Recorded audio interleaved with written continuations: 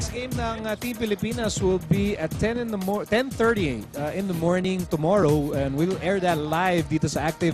It will be against Macau. Macau is even a weaker team compared to Uzbekistan. Totoo yan. Macau tinambakan ng Lebanon ng 69 points doon sa day 1, 120-51. Kahapon natalo rin sila dito sa Uzbekistan ng 20, 81-61.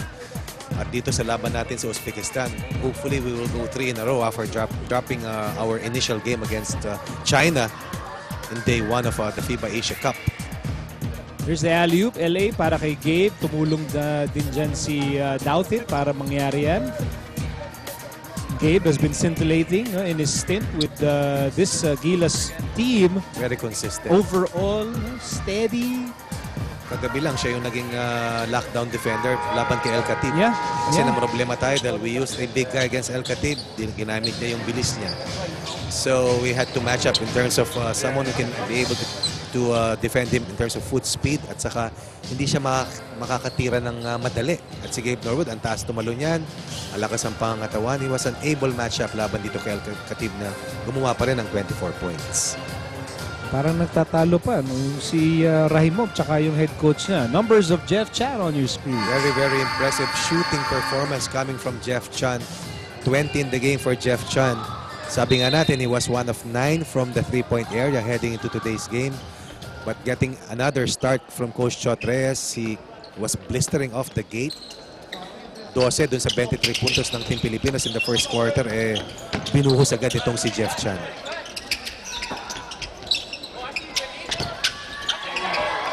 Jared was a key player in the first half para sa Team Pilipinas. Off the bench, creating impact, quickening the pace, providing size sa backcourt ng Team Pilipinas. Coach Ronnie, latag na natin yung immediate future para sa Philippine team. Well, unang-unang tinitignan naman natin dito kasamang Miko, makakuha ng top 3 spots dito sa FIBA Asia Cup that will qualify us for the qualifier, yung FIBA Asia Men's sa 2013. Yun lamang naman ang layunin natin. Ngayon, kung makuha natin yung kampyonato, dagdag bonus yan. Dahil doon sa nakalipas na Jones Cup, nakuha natin. Tumataas yung antas, tumataas yung kumpiyansa. The immediate concern for Coach Chotre is cohesion. We're showing that. But with the entry of a new player, si Jared Dillinger, of course, it will take more time. Ngayon, ang tanong, habang wala pa yung PBA, okay tayo. Ang tanong, once the PBA starts, diba? How are we going to sustain our build-up for the next international tournament?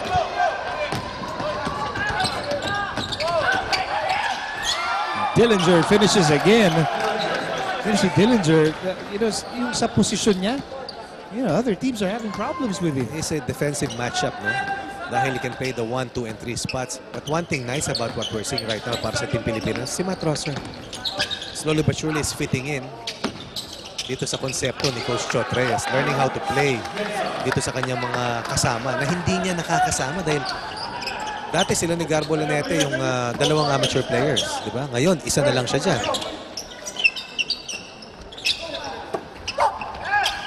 Enrico outside, Dillinger.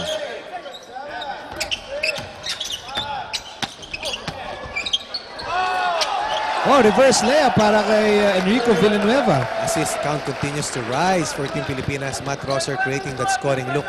Yan yung makakapagpalapit loob sa'yo sa mga kasama mo. Yung hahanapin mo yung mga malalaki for those quick ups. Kozlov bothered there by Villanueva. Here's Dillinger. Dillinger almost lost the ball and eventually losing it completely.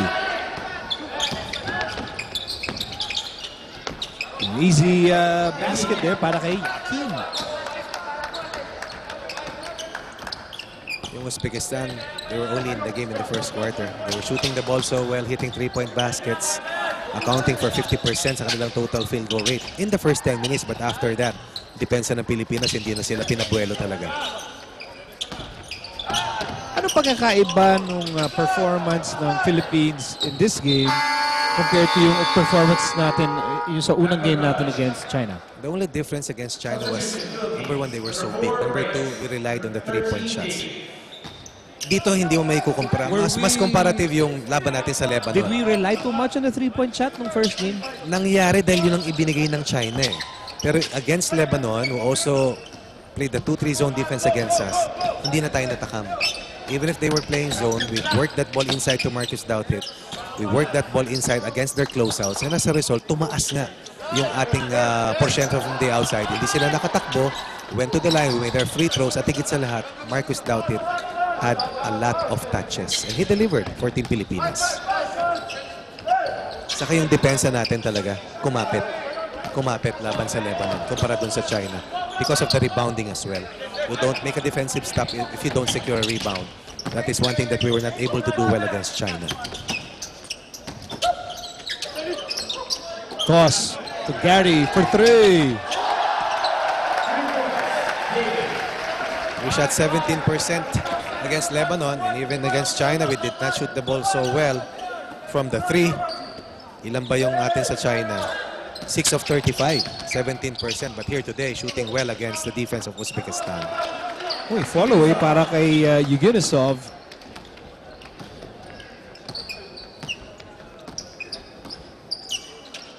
So the Jones Cup will, the FIBA Asia Cup rather, will serve as the second tournament as J.R. Reyes connects. Will serve as the second tournament of this Gilas version. Okay, Gilas. You call it Gilas 2.0, you call it Team Pilipinas. And you have to wonder na paano nagbago ang expectations. Coming from the Jones Cup, okay, we won it. Paano nagbago yung expectations, I guess, ng team natin, dito sa tournament. Siyempre, para sa mga kababayan natin, tumaas ang expectations ng mga tao, lalong-lalo na sa pinakita natin sa Jones Cup. Is that a good thing or a bad thing? Can work both ways, but of course, kung ikaw si Coach Chot Reyes, sinabi naman niya this is a totally different competition. You have to temper the expectations, but they will work hard. They will try to work in getting better as a team, try to get used to the international level of play. But you also have to understand, nandito ang China, wala ang Jordan, wala ang South Korea. India, sumali, matagal-tagal nang nawala. Yung masanay ka lang kung sino yung mga kalaban, mag-gauge mo kung nasaan na yung development. But one thing positive, you have players right now who like playing with each other, who like the system, and are able to adjust to their opponents. Yan ang nakikita natin. Losing to China, winning against Lebanon, and sharing the basketball so well against Uzbekistan. At ang higit sa lahat, Miko, players are willing to play defense. I think yung samahan naman ng team na to, yung ganda ng samahan has been very evident. And people have seen it through, lalo na if you follow the social media sites. If you're on Twitter, you'll see it. You'll see it. The way they treat each other, the way they respect each other. As Sunny will miss. Of course, on this team, not everyone will get the minutes that they might want. Kasama yan Kaya nga yung mga kukunin na players si Coach Chot Reyes will be those players who are also willing to accept the roles. You cannot play all these 12. 40 minutes lang yan. Napakahirap. Majority of the minutes sa frontline kay Marcus. Sa point, paghahatiin mo si LA, si Jared. Iba-iba Pero at the most, siguro mga 9 or 10 ang i-rotate mo dyan. Kada laro. JR, nice pass. Because you can even see that in the way they move the ball. Exactly. If you have a team, tapos yung mga players, hindi gustong isa't isa, that ball will not move. At saka pag naghanap ng puntos, dito ang hinahanap mo, makapuntos ang team. Hindi yung ikaw ang pupuntos. Kasi iba yun Understanding that there's a bigger cause and the reason why you are a part of the national team, because nothing beats playing for the national team. Once you have experienced that, hindi mo na makakalimutan yan. Win or lose, you know that you were a part of something special. I think you can actually add to that na yes, nothing beats playing on the national team, but okay, nasa national team ka, pero maganda yung samahan nyo. Totoo yan, at may resulta. Mahirap maglaro at mag-practice para sa dalawang kupunan. Professional club and the national team. It's not easy, hindi ka sanay dyan. Mahirap maglaro sa international competitions dahil wala ka sa piling ng pamilya mo, matagal, di ba? So, the sacrifice that you put in, kailangan maibsan naman yan ng magandang samahan para kumbaga masaya kayo nang kayo yung magkakasama at pag uwi nyo, masaya kapag yung pamilya mong kasama mo. Sa ngayon, sila magpapamilya dyan Because they have no choice. Yes, you have to band together.